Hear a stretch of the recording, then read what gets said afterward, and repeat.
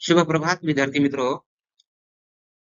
Ram sir electrical classes या YouTube चॅनलवर सर्वांचे स्वागत. आणि आज आपण electrician first year theory MCQs या भागावर चर्चा करणार आहोत. म्हणजेच सीबीटी एक्झामच्या दृष्टिकोनातून महत्वाचे एमसीक्यूचे प्रश्न पाहणार आहोत.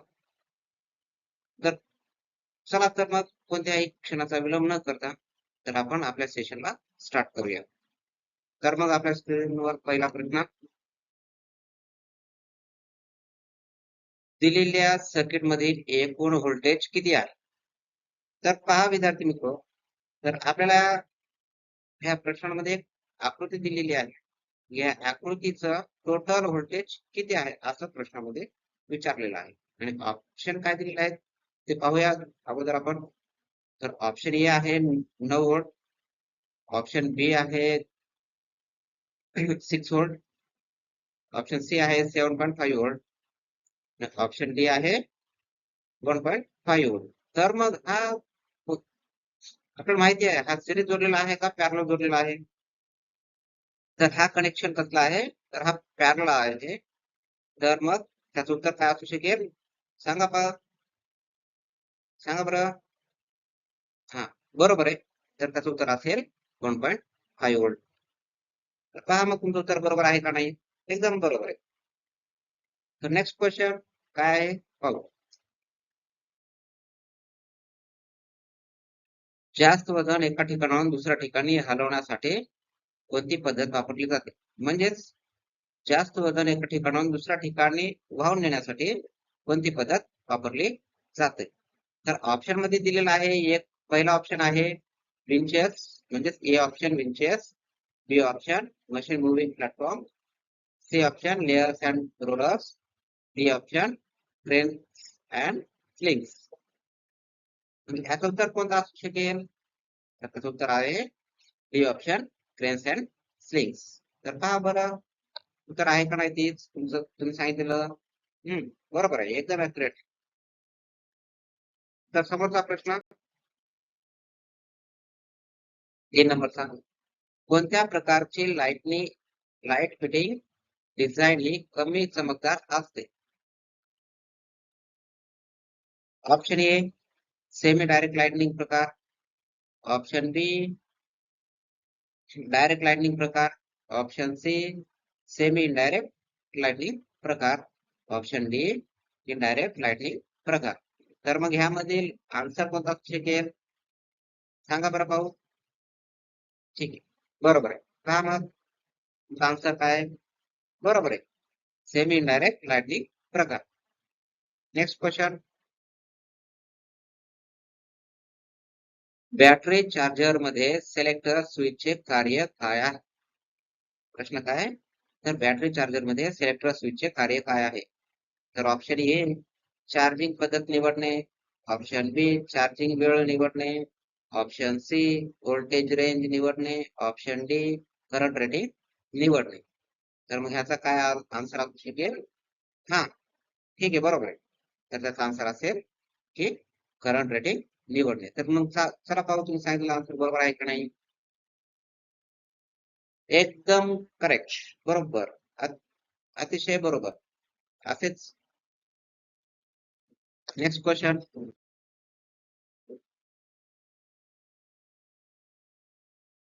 पाचवा प्रश्न, तात्पुरत्या इन्स्टॉलेशन साठी कोणत्या प्रकारचे वायरिंग योग्य असते? एक तात्पुरतं वायरिंग करायचं असेल तर खालीलपैकी कोणती वायरिंग योग्य असते? तर मग पहिला ऑप्शन आहे म्हणजेच option A PVC conduct wiring, option B metal conduct wiring, option C concealed wiring, option D clad wiring. तर मग याचं उत्तर काय असेल? सांगा पाहू. हा, बरोबर आहे, एकदम बरोबर आहे. Very nice, very good. असेच आन्सर देत चला. बरोबर आहे, क्लिट वायरिंग. सहावा प्रश्न, आकृतीमध्ये दर्शवलेली कूलिंग पद्धत कोणती आहे? मग आता पहिल्यांदा आपण आकृती पाहूयात. यामध्ये हे आकृतीमध्ये ही आकृती दर्शवलेली आकृती कोणती कूलिंग पद्धत आहे?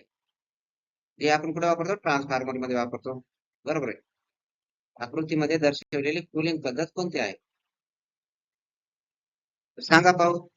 Option A oil natural cooling, option B oil natural water force cooling, option C oil forced air forced cooling, option D oil natural air forced cooling.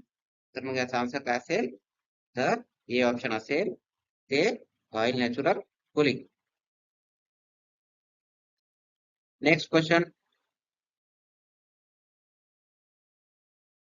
Single phase energy meter हा विद्युतच्या कोणत्या परिणामावर कार्य करतात? तर पहा. Option A chemical effect, option B induction effect, option C electrostatic effect, option D heating effect. तर मग त्याचा आन्सर काय असेल? सांगा. बरोबर आहे. तर त्याचा आन्सर असेल इंडक्शन इफेक्ट. बरोबर. एकदम accurate. Induction effect. Next question. DC series MCB चा उपयोग कोणता आहे? तर मग असा प्रश्न विचारलेला आहे की डीसी सिरीज एमसीबी चा उपयोग खालीलपैकी कोणता आहे? तर ते आपण कशासाठी वापरत असतो? तर option A air conditioner, option B AC motor, option C locomotive, option D DC motor. तर मग त्याचा आन्सर काय असू शकेल? सांगा. बरोबर आहे. लोकोमोटिव्ह. राईट. एकदम बरोबर. तर तुम्ही सांगितलेला आन्सर बरोबर आहे का? बरोबर आहे. काय सांगितलं होतं तुम्ही? लोकोमोटिव्ह साठी. एकदम ऍक्युरेट. तर चला मग नेक्स्ट क्वेश्चन जाऊयात आपण.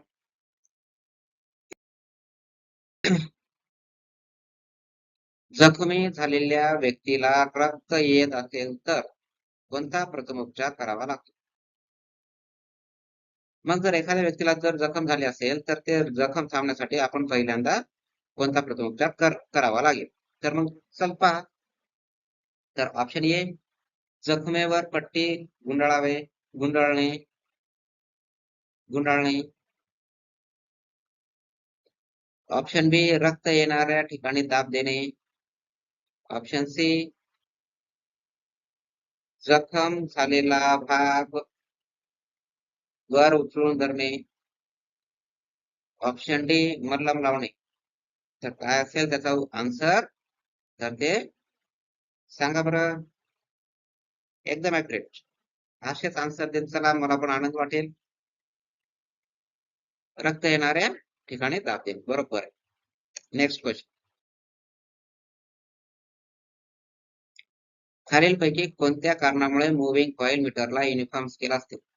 तर मग खाली दिलेल्या कोणत्या कारणामुळे मुव्हिंग कॉइल मीटरला युनिफॉर्म स्केल असते? तर मग पहा. तर ऑप्शन ए काय म्हणतोय? डिफ्लेक्टिंग टॉर्क करंटच्या वर्गाच्या व्यस्त प्रमाणात असतो. आणि ऑप्शन बी डिफ्लेक्टिंग टॉर्क करंटच्या वर्गाच्या समप्रमाणात असतो. ऑप्शन सी डिफ्लेक्टिंग टॉर्क करंटच्या व्यस्त प्रमाणात असतो. ऑप्शन डी डिफ्लेक्टिंग टॉर्क हा करंटच्या समप्रमाणात असतो. तर मग काय आन्सर असेल? हा, एकदम ऍक्युरेट. तर त्याचा ऑप्शन असेल सी डिफ्लेक्टिंग टॉर्क हा करंटच्या समप्रमाणात असतो. नेक्स्ट. तर मग आकृतीमध्ये दाखवलेल्या युजी केबलचे एक्स ने कोणता भाग दर्शवला आहे? तर मग तुम्हाला आकृती दिलेली आहे, हा अंडरग्राउंड केबलची आकृती आहे. तर मग या आकृतीमध्ये एक्स ने दर्शवलेला भाग, हा भाग कोणता आहे असं विचारलेलं आहे. म्हणजेच हा भाग कोणता आहे खालील काही पर्याय. तर पहिला ऑप्शन आहे आर्मरिंग, दुसरा म्हणजेच option A armouring, option B lead sheath, option C serving, option D bedding. तर मग त्याचा आन्सर काय असेल? सांगा. बरोबर आहे. एकदम ऍक्युरेट. खूपच छान. तर त्याचा आन्सर आहे लीडशिप. का बरं? बरोबर आहे. एकदम ऍक्युरेट. नेक्स्ट क्वेश्चन 12 नंबरचा. वर्कशॉप लाइटिंग साठी कोणत्या प्रकारचा वायरिंगला प्राधान्य दिले जाते? म्हणजेच वर्कशॉप मध्ये लाइटिंग करण्यासाठी कोणत्या प्रकारची वायरिंग पद्धत वापरली जाते? म्हणजे अगोदर त्याला प्राधान्य दिलं जाते. तर मग ऑप्शन ए काय म्हणतंय? तर सांग बघा. Surface metal conduit wiring, option B casing capping wiring, option C conduct wiring, option D pattern wiring. तर मग त्याचा आन्सर काय असेल सांगा बरं पाहू. जर त्याचा आन्सर असेल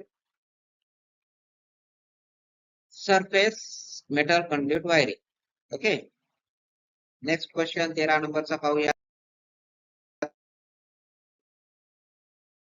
बिंदूची जोडणी केल्यास म्हणजेच ए बी बिंदूची जोडणी केल्यास सर्किटवर काय परिणाम होतो.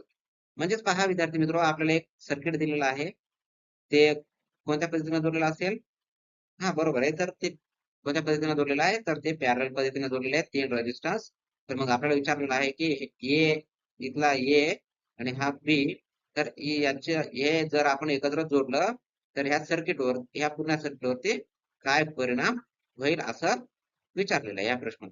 तर मग ऑप्शन मध्ये काय दिलं आहे, तर त्या ऑप्शन मध्ये दिलेलं आहे सर्किटचा रेजिस्टन्स 0 होईल.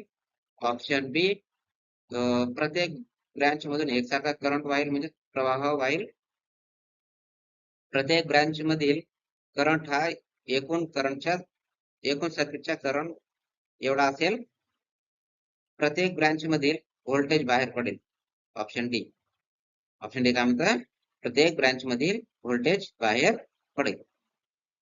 तर मग पहा, तर याचा आन्सर काय असेल, तर याचा आन्सर असू शकेल तर सर्किटचा रेजिस्टन्स हा 0 होईल. कारण का, तर हा ए आणि बी शॉर्ट केल्यावर ते पूर्ण रेजिस्टन्स हा होईल, पूर्ण सर्किट हा शॉर्ट होईल. म्हणजे याचा रेजिस्टन्स 0 होऊन जास्त करंट वाहील यामध्ये. Okay, next question. आकृतीत दिलेल्या हॅमरचे नाव काय. आता आकृती दिलेल्या या हॅमरचं नाव काय आहे, तर तुम्ही सर्वसाधारणतः सांगू पण शकता पाहून आकृती. आकृती पाहिल्या पाहिल्या आपल्याला लक्षात लवकर येते आकृती कशाची आहे. तर ते, तर चला पाहू ऑप्शन काय दिलेत आपल्याला.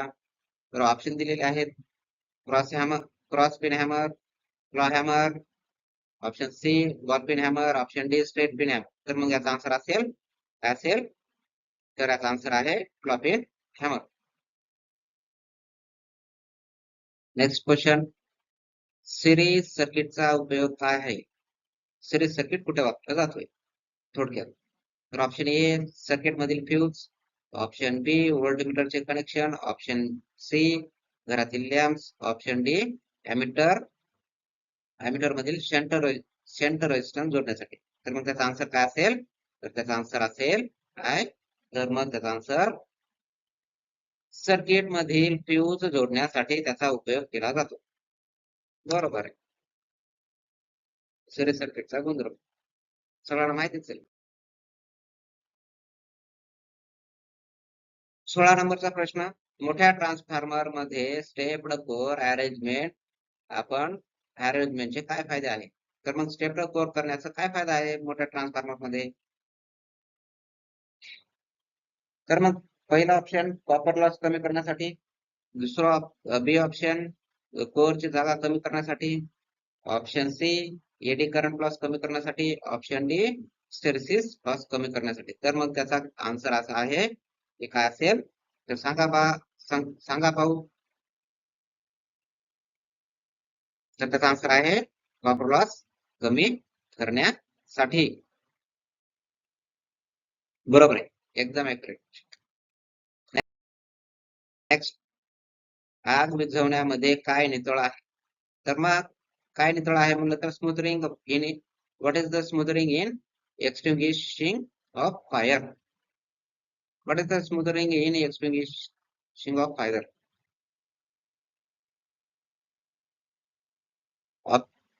ऑप्शन ए कमी तापमानाच्या पाण्याचा वापर, ऑप्शन बी आगीपासून ज्वलनशील पदार्थ मिसळणे, ऑप्शन सी आगीपासून ऑक्सिजन दूर करणे, ऑप्शन डी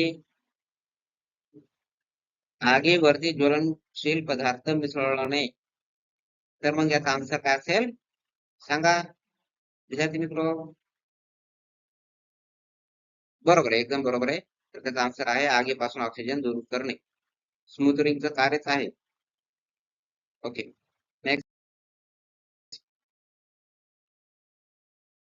सुरक्षित कोल्ड बेंडिंग करिता पीव्हीसी कंड्यूट पाईपची साईज किती असते? मग ते किती असेल? तर ऑप्शन मध्ये आपल्याला काय दिलेलं आहे ते पाहूयात.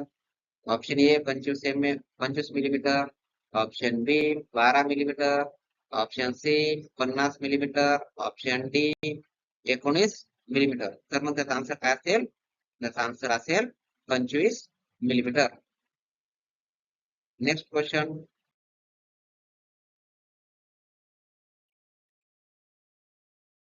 ओहम प्रति डिग्री सेंटीग्रेड मधील प्रतिकारातील बदल कोणता आहे? तर ऑप्शन पाहूयात. ऑप्शन ए स्थिर तापमान, ऑप्शन बी तापमानाचे नियम, ऑप्शन सी तापमानाचा परिणाम, ऑप्शन डी टेम्परेचर कोएफिशियंट. म्हणलं तर टेम्परेचर कोएफिशियंट. नेक्स्ट. मग याचा आन्सर काय असेल? तर त्याचा आन्सर आहे टेम्परेचर कोएफिशियंट. समोरचा प्रश्न 20 नंबरचा. खालीलपैकी कोणती ऊर्जा बचत करून कचरा नष्ट करण्याची पद्धत आहे? ऑप्शन मध्ये काय दिलेले आहेत पाहूयात. ऑप्शन ए उष्मजन्य, ऑप्शन बी पुनर्वापर, ऑप्शन सी जमिनीत गाडणे, ऑप्शन डी जमीन भरणे. तर मग याचा आन्सर काय असेल? तर त्याचा आन्सर असेल खूपच छान. तर त्याचा आन्सर आहे रिसायकलिंग म्हणजेच पुनर्वापर. 21 नंबरचा प्रश्न. पॉवर ट्रान्सफॉर्मर मध्ये एक्सप्लोजन वेंटचे कार्य काय काम करतो?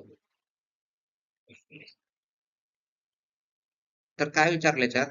तर थोडक्यात पॉवर ट्रान्सफॉर्मर मध्ये एक्सप्लोजन वेंटचं कार्य काय आहे असं विचारलेलं आहे. तर पहा. ऑप्शन ए हीट रिलीज करतो, ऑप्शन बी मॉइश्चर रिलीज करतो, ऑप्शन सी एअर रिलीज करतो, ऑप्शन डी प्रेशर रिलीज करतो. तर मग याचा आन्सर काय असेल? तर हा काय करेल? एक्सप्लोजन इव्हेंट हा तर पॉवर ट्रान्सफॉर्मर मध्ये हा प्रेशर रिलीज करतो. आन्सर पाहून घे. बरोबर आहे. Next question 22 number. Dead short wiring installation मध्ये मेगरची रेडिंग किती असेल? तर मग एखादी वायरिंग डेड शॉर्ट सर्किट झाली असेल तर त्याची रिडिंग मेकरच्या सहाय्याने किती येईल असा त्याचा प्रश्न आहे. तर मग ऑप्शन मध्ये काय दिलेले ते पाहूयात. Option A 500 megawatt, option B 0 megawatt, option C infinity, option D 1 megawatt. तर मग त्याचा आन्सर काय असेल? तर त्याचा 0 मेगावॅट. Next question.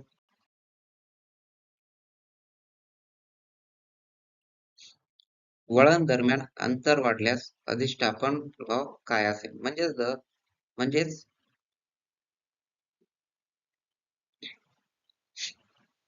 वळण दरम्यान जर अंतर वाढल्यास तर त्याचा इंडक्टन्सवर काय प्रभाव पडेल? तर पहा. ऑप्शन ए वाढ वाढ वाढ होते त्यामध्ये त्यांच्या टर्न्स मध्ये वाढ होईल. डिक्रीजेस म्हणजे कमी होतील. रिमेन सेम म्हणलं तर समान राहते. Option C. ऑप्शन डी 0 राहणे. तर याच्यामध्ये काय होईल? तर त्यांच्या जर इंडक्टन्स चा डिस्टन्स जर वाढला तर त्यांच्यामध्ये टर्न्स मध्ये काय होईल? टर्न्स जर वाढले तर मग त्यांच्यामध्ये डिस्टन्स सुद्धा काय होईल? वाढेल. तर मग पहा काय होईल? टर्न्स काय होतील? वाढतील. Next question. BIS मानकानुसार कार्डबोर्ड बॉक्स मध्ये किती लिंक्स क्लिप्स पॅक करतात? तर मग BIS च्या नियमानुसार कार्डबोर्ड बॉक्स मध्ये किती लिंक क्लिप्स पॅक करतात? तर option A 150 clips, option B 75 clips, option C 50 clips, option D 100 clips. तर मग त्याचा आन्सर काय असेल? तर एका पॅक मध्ये किती करतील? तर त्याचं पॅकेट असेल 100 क्लिपचा. आन्सर किती आहे? तर त्याचा आन्सर, बरोबर आन्सर 100 क्लिप्स.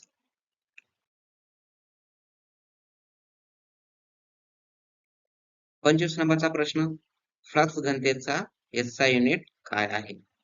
म्हणजेच फ्लक्स डेन्सिटीचा एकक काय आहे? ऑप्शन मध्ये काय दिलेत पाहूयात. Option A weber per metre, option B weber, option C ampere turns, option D tesla. मग याचा आन्सर काय आहे? तर ऑप्शन डी टेस्ला. काय आन्सर आहे? Option D tesla. तर विद्यार्थी मित्रांनो, आज आपण इथेच थांबूयात.